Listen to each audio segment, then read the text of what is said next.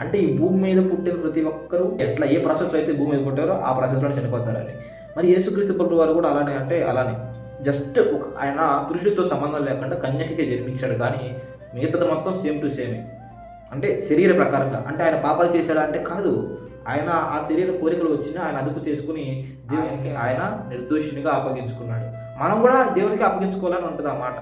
మనం కూడా అంటే యేసుక్రీస్తు ప్రభువు వారి మార్గంలో వెళ్తేనే మనకి నిత్య జీవితం. అది చూద్దాం. క్రీస్తు శరీరమందు శ్రమపడెను. క్రీస్తు శరీరమందు శ్రమపడెను గనుక మీరును అట్టి మనస్సును ఆయుధముగా ధరించుకునుడి. చిన్న ఉదాహరణ చెప్తా. మనం ఏదైనా సాధించాలంటే కాపీ పేస్టేనండి. అంతే కదా! ఇప్పుడు ఎగ్జామ్ పెట్టారనుకో, ఎగ్జామ్‌లో ఆ బుక్‌లో ఏదైతే చదివావో నువ్వు అది రాస్తేనే నీకు మార్కులేస్తారు. అంటే మొత్తం కాపీ పేస్ట్. ఎక్కడైనా సరే నువ్వు టెక్స్ట్ బుక్‌లో కాపీ కొట్టావా, నెట్‌లో కాపీ కొట్టావా అని కాదు. నేర్చుకున్న దాన్ని నువ్వు ఆడ ఎగ్జిక్యూట్ చేయడమే. అంటే మన సొంతగా మనం ఒక దారిని నియమించుకొని వెళ్తే నీకు ఎగ్జామ్‌లో మార్కులు పడవు. అంటే మనం కూడా యేసుక్రీస్తు ప్రభువారిని ఫాలో అవ్వాల్సిందే. ఆయన్ని ఫాలో అయితేనే ఇలాగుంటేనే మీరు పరలోకం వెళ్తారన్నప్పుడు మనం అలాగే ఉండాలి. అంతే కదా! యేసుక్రీస్తు ప్రభువారు కూడా ఒక మార్గాన్ని చేశాడు. ఆయన చెప్తాడు కదా డైరెక్ట్‌గా, నేనే మార్గం, సత్యం, జీవం అన్నాడు. తండ్రి వద్దకు ఎవడైనా నా ద్వారా తప్ప తండ్రి వద్దకు వెళ్ళలేడు అన్నాడు. కాబట్టి యేసుక్రీస్తు ప్రభువారిని మనం ఖచ్చితంగా కాపీ చేయాల్సిందే. కాపీ పేస్ట్ అంటారు కదా మనం కంప్యూటర్ లాంగ్వేజ్‌లో. కాబట్టి యేసుక్రీస్తు ప్రభువారిని మనం ఖచ్చితంగా మన జీవితాల్లో అనుసరించాల్సిందే. అదే క్రీస్తు శరీరమందు శ్రమపడెను గనుక మీరును అట్టి మనస్సును ఆయుధముగా ధరించుకున్నడి.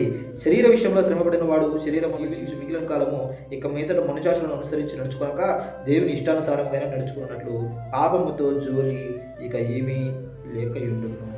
అంటే నువ్వు పరలోకానికి ఎట్లా వెళ్తావు, ఎప్పుడు వెళ్తావు అంటే యేసుక్రీస్తు ప్రభువు వారిని గుడ్డిగా ఫాలో అయితేనే ఖచ్చితంగా మనం పరలోకానికి వెళ్తాము.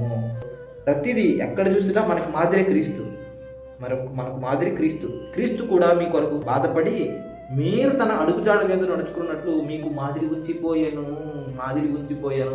అంటే మనం కూడా పరలోకం వెళ్ళాలంటే యేసుక్రీస్తు ప్రభుల వారు చూపించిన మార్గంలోనే, ఆయన నడిచిన దారిలోనే అడుగులు వేసుకుంటూ వెళ్తే మాత్రమే మనం నిత్య జీవితంలోకి వెళ్తాం. లేకపోతే వెళ్ళం. కాబట్టి మనం ఖచ్చితంగా ఈ లోకంలో ఎలా జీవించాలంటే యేసుక్రీస్తు ప్రభుల వారు జీవించినట్టు, అపోస్తులు జీవించినట్టు, ఇతరులు జీవించినట్టు. ఎంతో గొప్ప సాక్షి సమూహము మేఘము వలె మనలో ఆవరించి ఉన్నందున మనము కూడా ప్రతి భారమును సులువుగా చిక్కుల పెట్టు పాపమును విడిచిపెట్టి విశ్వాసమునకు కర్తయు దానికి కొనసాగించువాడునైన యేసు వైపు చూచుచు మన ఎదుట ఉంచబడిన పందెములో ఓపికతో పరిగెత్తుదము. ఆయన తన ఎదుట ఉంచబడిన ఆనందము కొరకై అవమానమును నిర్లక్ష్యపెట్టి శిలువను సహించి దేవుని సింహాసనం యొక్క కుడి పార్శ్వమున ఆసీనుడై ఉన్నాడు.